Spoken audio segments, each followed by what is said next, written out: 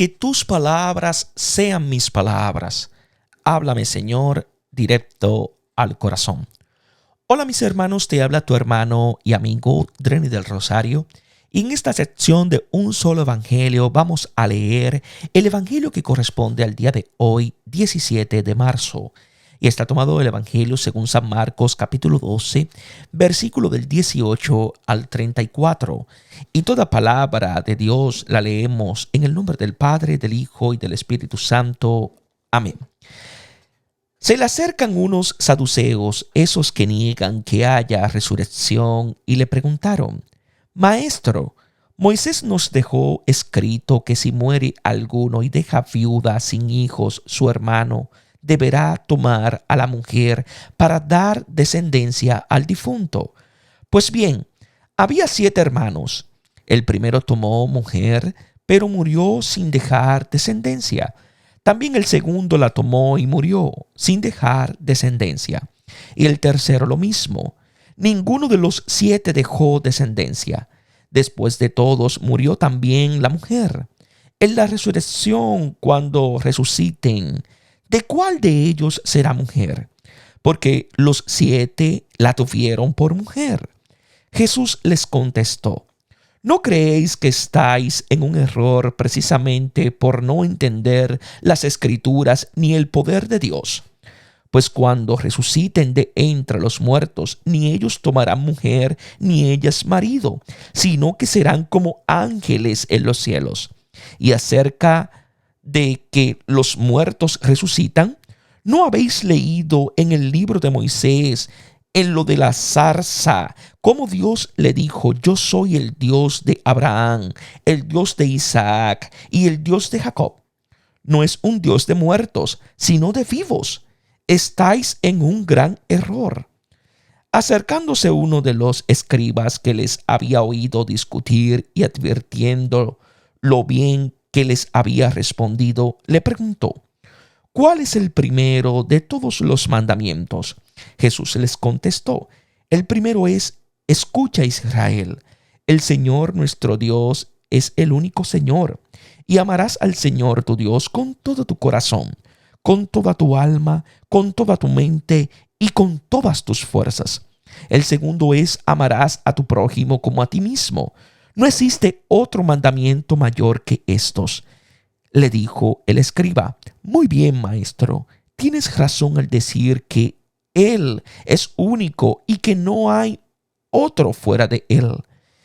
Y amarle con todo el corazón, con toda la inteligencia y con todas las fuerzas, y amar al prójimo como a sí mismo, vale más que todos los holocaustos y sacrificios.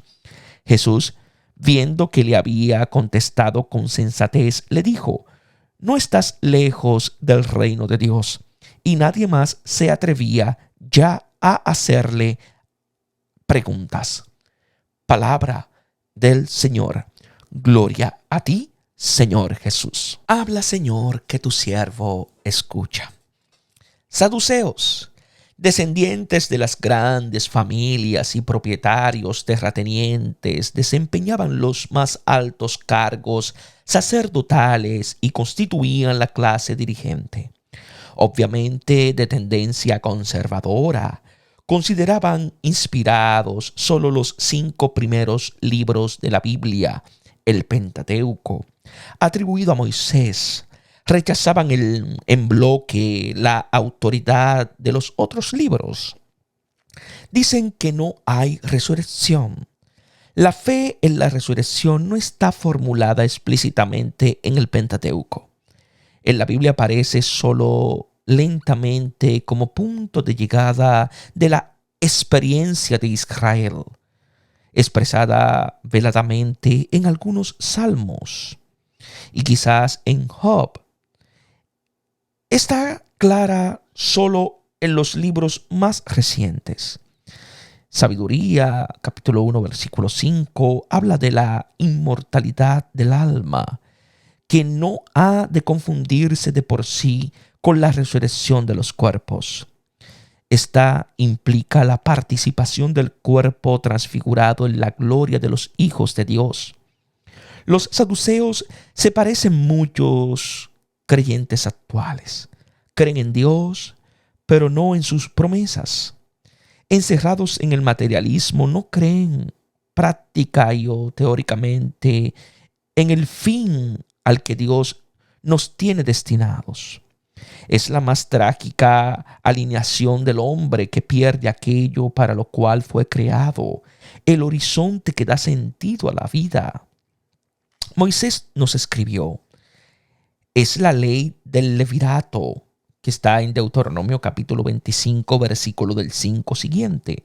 Si uno muere sin descendencia, su hermano desposa a la mujer para darle posteridad.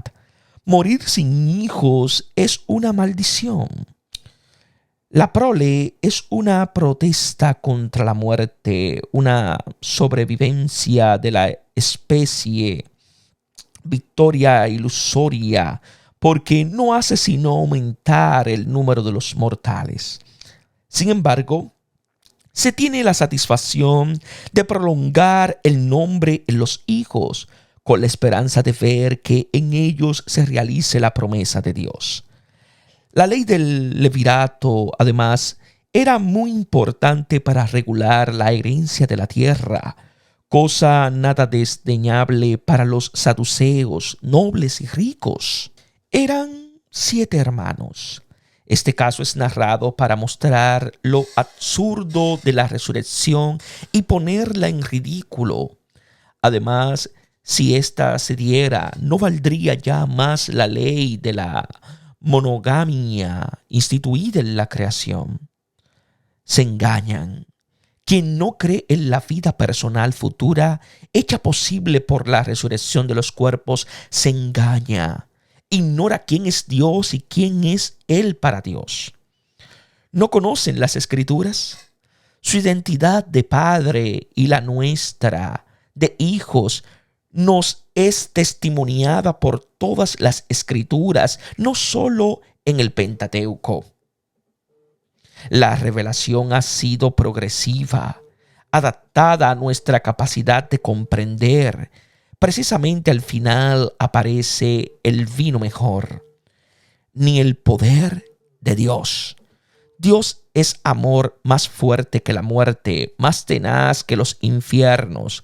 Su fidelidad no puede disminuir, dura eternamente.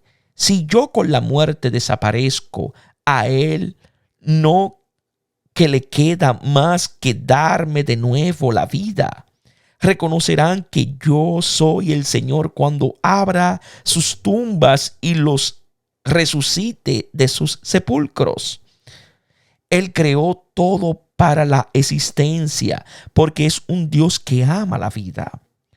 Cuando resuciten los muertos, aquí Jesús habla de la posibilidad de la resurrección, mostrando cuán infundidas son las objeciones de los saduceos.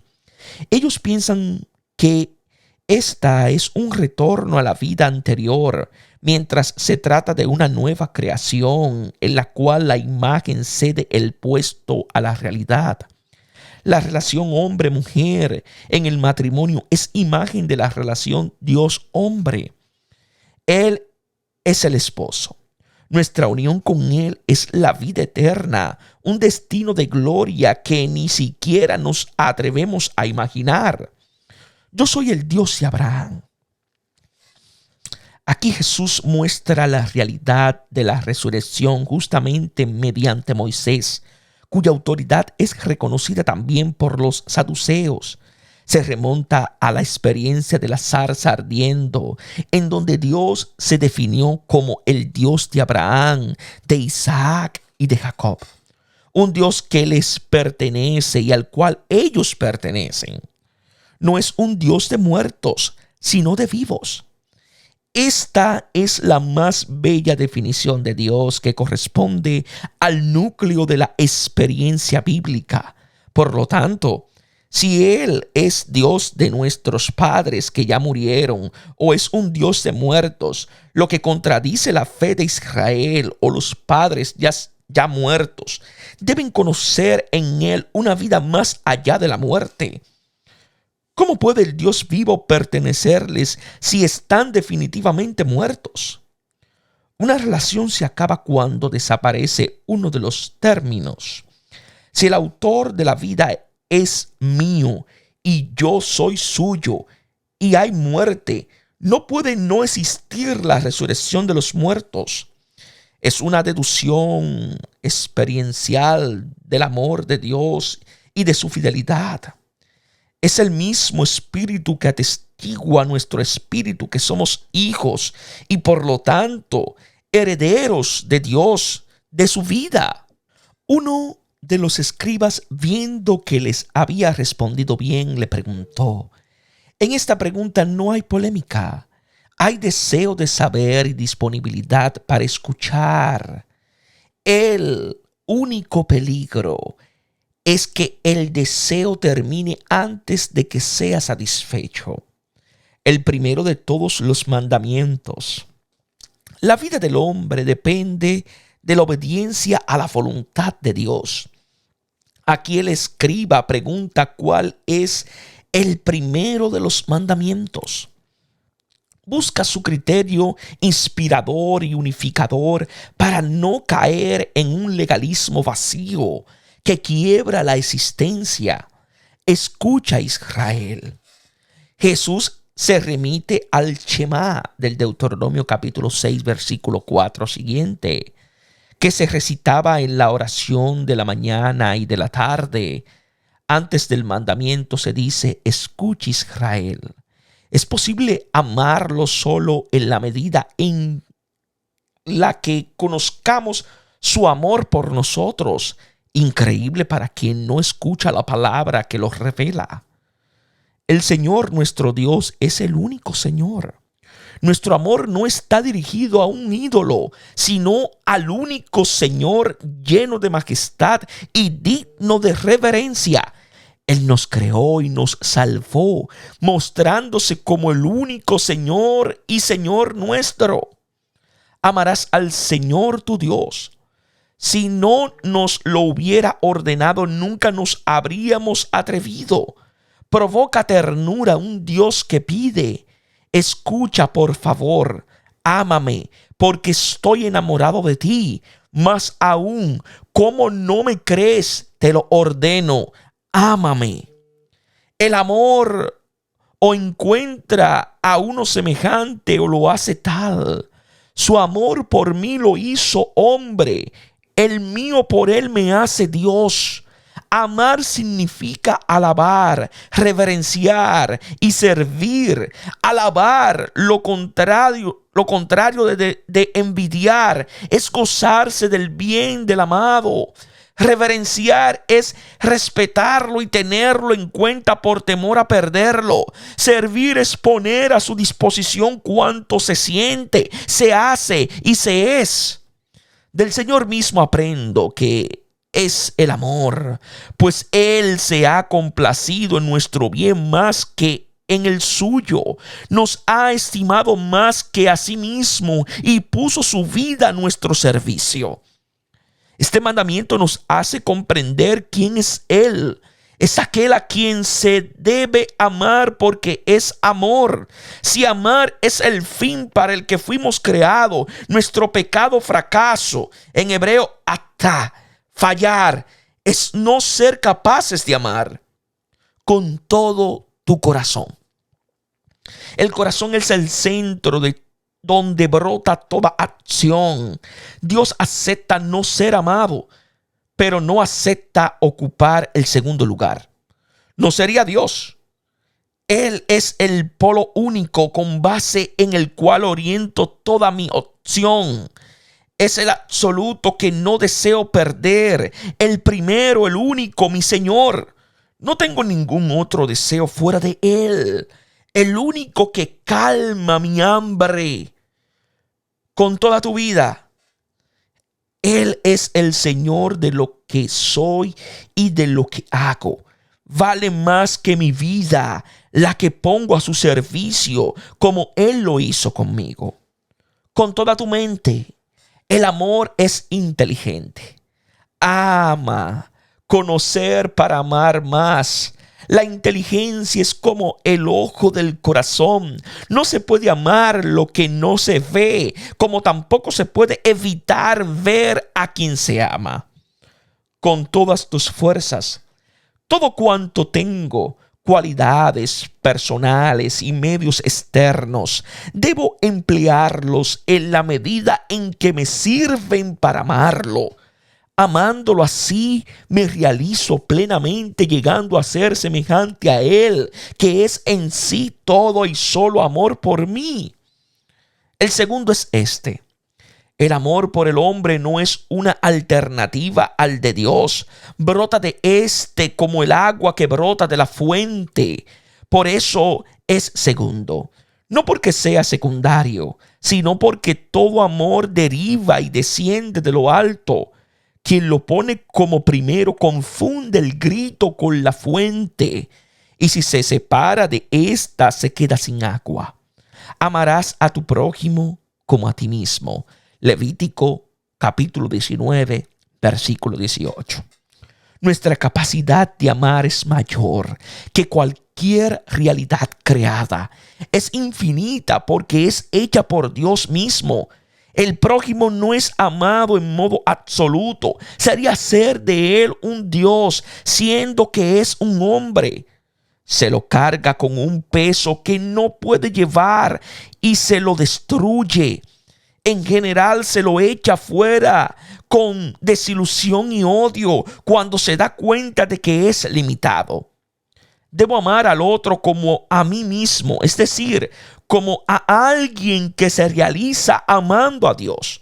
Por lo tanto, lo amo de verdad solamente si le ayudo a que sea a sí mismo, alcanzando el fin para el que fue creado, que es exactamente el de amar a Dios sobre todas las cosas. Por eso, mucho de ese así llamado amor que se esclaviza a sí mismo y al otro es una mala imitación de Dios. Se necesita una larga purificación para que llegue a ser amor. Cada hombre es una persona libre precisamente porque está en relación directa y única con Dios. Por eso un amor posesivo, directo y exclusivo, esclaviza y mata. Eros y Thanatos, amor y muerte. Mientras que el verdadero amor libera y da vida, ágape y zoe. Como a ti mismo. Amarse a sí mismo porque se es amado por Dios es sabiduría y principio de toda buena acción. ¿Cómo puedo odiarme si Dios mismo me ama? ¿Y cómo puedo amar al otro si me odio a mí mismo? No hay mandamiento mayor que estos. El amor es el pleno cumplimiento de la ley. Cualquier otro mandamiento tiene en este su sentido y es una expresión del mismo.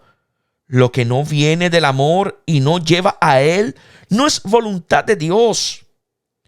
Él es uno solo. El escriba responde correctamente, pero como el rico del capítulo 10, versículo 17, no ha entendido todavía que el Señor es el único al que se debe amar y se encuentra delante de Él. Y amarlo es mejor que todos los holocaustos y sacrificios. El escriba responde repitiendo la palabra que se debe escuchar, recordar y contar a los propios hijos. Como toda repetición solo es igual parcialmente con los olvidos, acentos, variaciones o ampliaciones que se pueden inducir por nuestra falta de atención o por el Espíritu de Dios. Aquí el escriba omite el amor con toda la vida y añade que este es el verdadero culto. Honra a Dios y santificar su nombre es cumplir su voluntad, discerniendo qué es lo bueno, lo que le agrada, lo que es perfecto. Este es el culto espiritual que hace que nosotros seamos su morada. Hay que tener en cuenta que el diálogo se desarrolla en el atrio del templo. lugar del culto y del sacrificio, del que dentro de poco se dirá que será destruido. Había respondido sabiamente. Este escriba es el primero a quien Jesús reconoce sabiduría.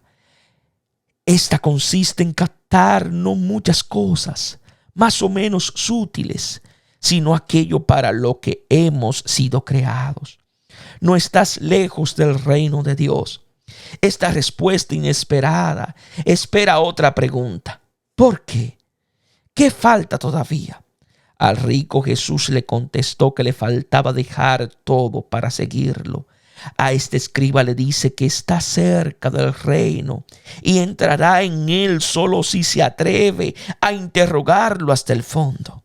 Entonces comprenderá el amor de Dios por él y sabrá amar como es amado. Ya nadie se atrevía a hacerle preguntas. Jesús quiere ser interrogado. Él mismo, en la perícopa siguiente, plantea la pregunta decisiva, sugiriendo la respuesta. Señor, tú quieres que yo te interrogue para que aprenda de ti lo que es el amor y quién es el Señor. Si no me atrevo a preguntar, continúa tú interrogándome hasta que yo te interrogue e instrúyeme. Que Dios os bendiga en sabiduría y en santidad.